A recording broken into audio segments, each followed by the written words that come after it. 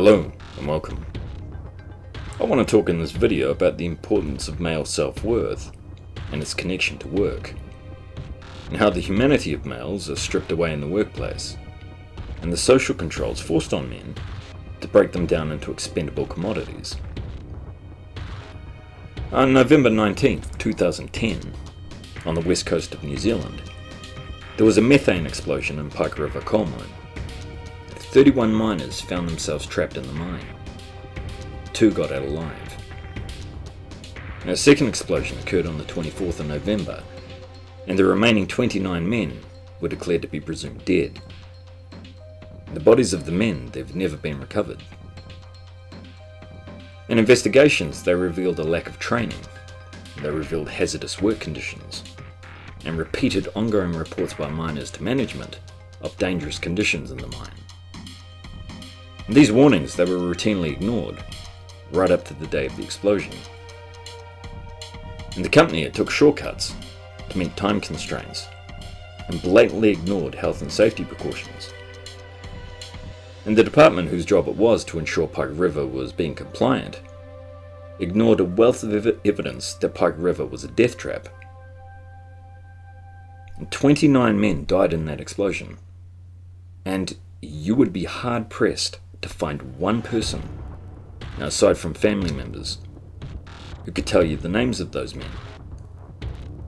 29 men died, and no one was held criminally liable.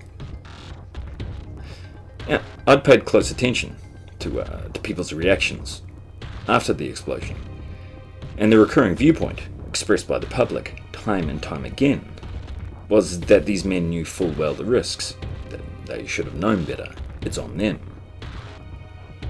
The vitriol and complete lack of regard directed at them was hateful, it was disturbing. The public seemingly trying to separate these men from their humanity, so they could avoid viewing them as actual people. And this is a subtotal of these men's worth in the eyes of society. Now, not only to be ignored, but to be accused and ridiculed in death. And how many men, time and time again in the workplace, willingly accept dangers and health risks we wouldn't expose the majority of animals to? Their self-worth, a passive acceptance to flush their health and basic human rights down the drain. It's often said by men who speak out on male issues that society, that the government, women, that they're perpetrating abuses on men. And yes, these abuses, they're very real. But it's men who are the enablers. A man marching to his death with his pail in his hand. He takes pride in this role. And they're at one with those who exploit them. They take pride in the fact that they're providing for their women and for their children. Taking risks that no woman ever would. And certainly never for a man. So it's a slave's mindset. I deserve this. Women, they're equally complicit. And what we're seeing more and more is women rejecting the notion of feminism, distancing themselves. And a woman may claim to not be a feminist, but if she is a man, or the taxpayer providing for her and for her kids, if she's burdening him and us with the bill, then she's contributing to men's exploitation. What we need is to take traditionalism out back and put a bullet in his head. If men and women are to work together, it's going to take a new arrangement and some accountability. If we look at Japan, where men typically work 14, 16-hour days every day of the week, karoshi, it's the title given to men who literally work themselves to death. This is the culture.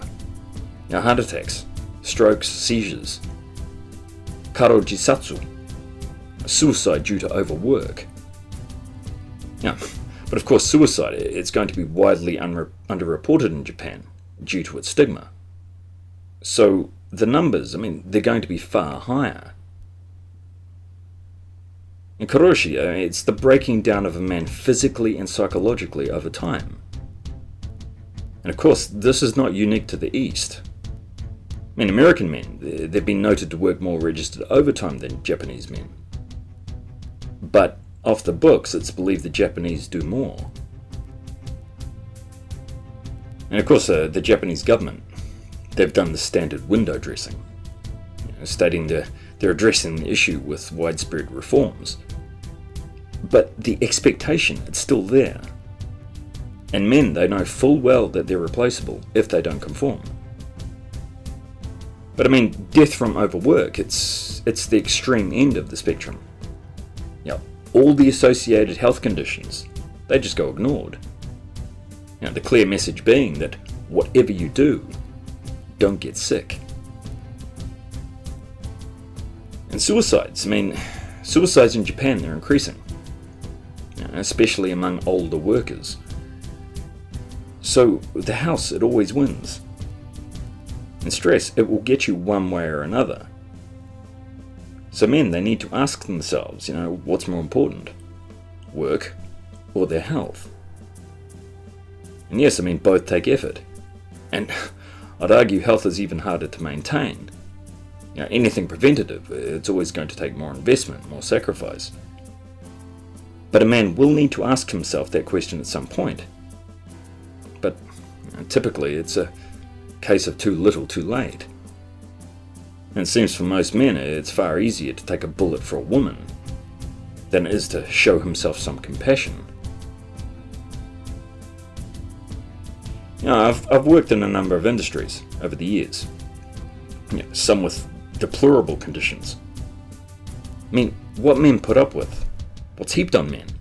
Prolonged hours, shift work, unrealistic pressures and workloads, stress, fatigue, depression, abuses. I mean, these men, they have no release. They have no identity outside of work, and they receive no respect. A man existing in a deprived state 24/7. No self-worth past what others deem his worth to be. No incentives. No purpose other than that of a utility. No connection. No reprieve. No light at the end of the tunnel. I mean, all they get is drudgery, isolation, emasculation, and the one shining hope that his sacrifice may someday mean something. I mean, but in order for that to happen, he has to be first seen as human. And for that to happen, he has to first find his voice. But men's sacrifices, I mean, they're not appreciated. Not by women and not by society. Women, I mean, they're seemingly unwilling to appreciate the sacrifice a man makes when he signs a contract with her and with the state. This dismissive attitude by women, it extends to a man's sacrifice in the workplace. But I mean, ultimately, it's men who adopt the role of beta provider. It's how they define themselves. And it's often stated that men become their job. And that without a job, they lose their identity. And for many men, this is true. But what that theory ignores is a vast number of men who have never, and likely will never, associate their identity with their job. In my case, I grew up feeling men were worthless. That's the messages I was fed as a boy, to be ashamed of my masculinity. The males were the source of all evil. So I never tied my identity to a job. It was a foreign concept to me. And it's the same for a lot of the men of my generation. Now, that's not to say that experiencing unemployment, that your self-esteem can't take a hit. It does. It's soul-destroying. You can feel inadequate for not achieving some goal that you're not even clear of. I recall, they'd say to me as a boy growing up, why don't you become a doctor? Why don't you become a lawyer? And my first question was always, why? As I didn't feel any degree of self-worth.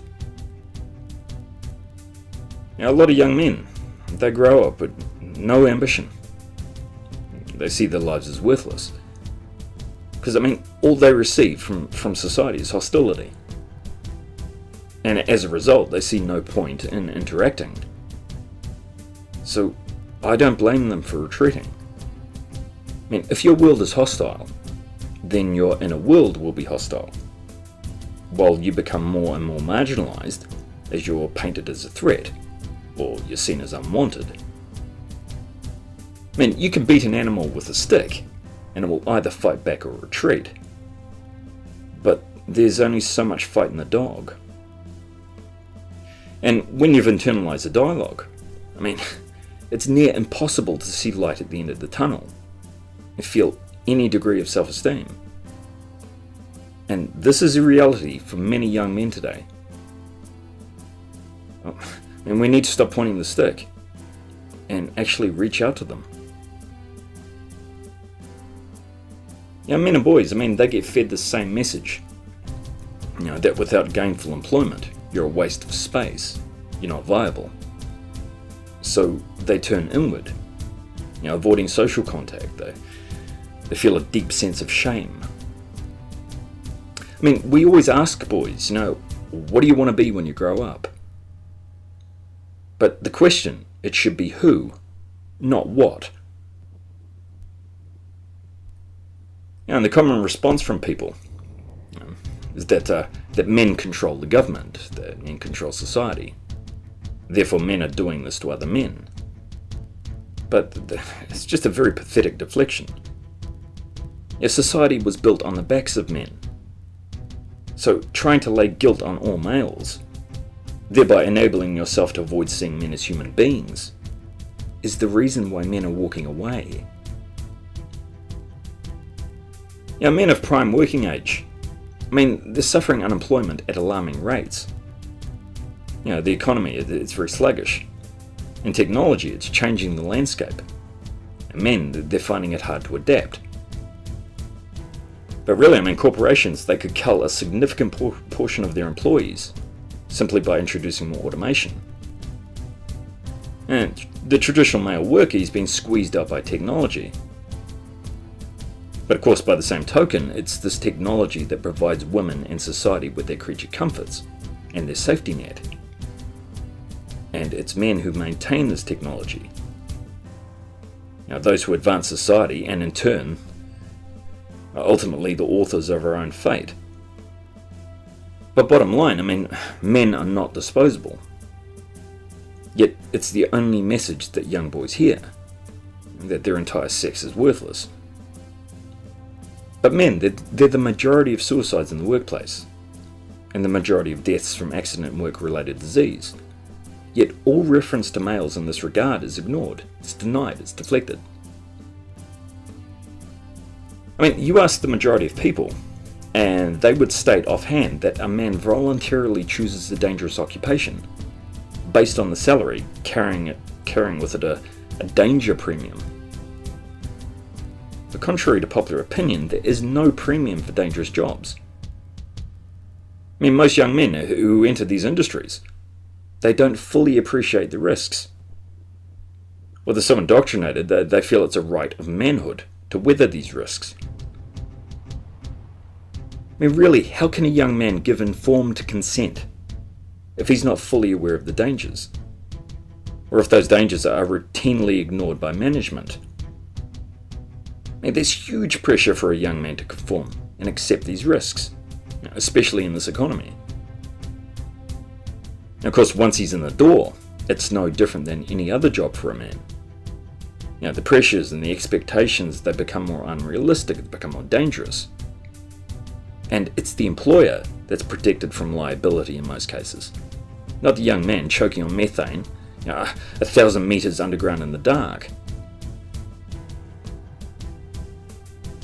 So men at a certain point, men in their lives, they become defined by their job. And most men, if they're honest, they don't feel their work is anywhere near rewarding enough. So they feel shame, they feel regret. And they despise and resent the judgment that comes with this association. The first question out of a woman's mouth when she meets a man is, "What do you do for a living?" And this is deliberate. The man, if he responds, then allows that woman the power to judge him. So don't allow yourself to be put in this position. Take your power back. Because men on the whole, they're domesticated. They're house pets, living a very marginal and repressive existence. Suffering a very real loss and grief, loss of purpose. Unable to voice this grief for fear of exclusion, for fear of ridicule. To appreciate your own value, you have to first have an identity independent of society's perception of you. And to be appreciated as a valid human being, worthy of empathy and consideration. This is separate from the victim role that women assume for themselves and use to manipulate society and government. If there was a woman down Pike River Mine, somebody would have been held criminally liable without question. And in all reality, safety measures would have either been implemented or the mine would have shut down indefinitely. But as a society, we're programmed to view women as fragile. And if you question this, the price is social exclusion, or worse. We aren't raising boys in the society, we're disabling them. The natural male forms of expression for boys, they've been criminalised. And they're subjected to hostile pressure cookers of misandry in schools and in the media. They're medicated to the gills. And they're treated as men only when it suits society, and deemed monsters the remainder of the time. And there's no support. All there is judgment and punishment. How many times do we hear women justifying why they divorced a man? He works himself to the bone, and her excuse for divorcing him is that she feels ignored and not a priority in his life. But what's missing in this equation? It's appreciation. Appreciation of his sacrifice. And men need to be appreciated. And this is the irony. Man is reduced to the role of utility. So consequently, society view him solely in this regard. But this dedication man has to his work, the hours and the focus he puts in, they alienate the very people he's making this sacrifice for. And a man called out on this, he will only receive one message in return: that he should be prioritizing his woman and his children even more. Prioritizing a family that can be stripped away from him on a woman's whim. Prioritizing his wife's needs so he can still have passionless and often resentful sex with her. So he can be afforded a grudging acceptance by society that he's valid only if he's disposable. And this is what men die for. And this is all society feel that men are deserving of. In the words of Johnny Rotten, do you ever feel like you've been cheated? So a man, he needs to start with what is right, rather than what is deemed acceptable. Because from a certain point, there's no longer any turning back. And that's the point that has to be reached. If you're watching this video, you may already be there, or you might be close to it. And some have taken that first step off the cliff, but most are hesitating. But only you can take that first step. So be the change that you want to be, and do it for you. Do it for the little boy you once were. Do it for the man you want to be. Do it for the men standing shoulder to shoulder with you. Don't be a statistic. Take your power back. There's a Japanese saying that after the rain, the earth hardens, meaning adversity builds character. After the storm, things will stand on more solid ground than they did before. Because the only way you can grow and learn is by going through the storm. To get where I want to be, I need to find a way there, or I'll make my own way. There's a poem by Francis Duggan, The Men Who Built This Town, and it reads, "They rest in peace, forever the men that built this town, but their names not on a memorial wall to honour their renown. And not one mention of them when we honour the dead. We glorify monarchs and presidents, but nothing of them said. They built the homes and the factories and sweated for their every pay, but with the long forgotten dead, forever they must lay. And they made this town a better place to live in for us all. Yet their enormous contribution we never do recall.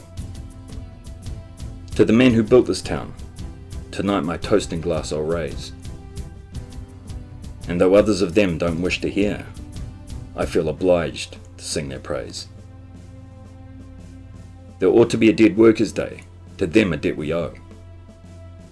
Though of their contribution to society, far too few wish to know. The heroic men who built this town, at rest forevermore. They built the factories and the homes. Old Joe, who lived next door, was one of the men who built this town. He died a year ago. A grand old bloke, and one that I felt privileged to know."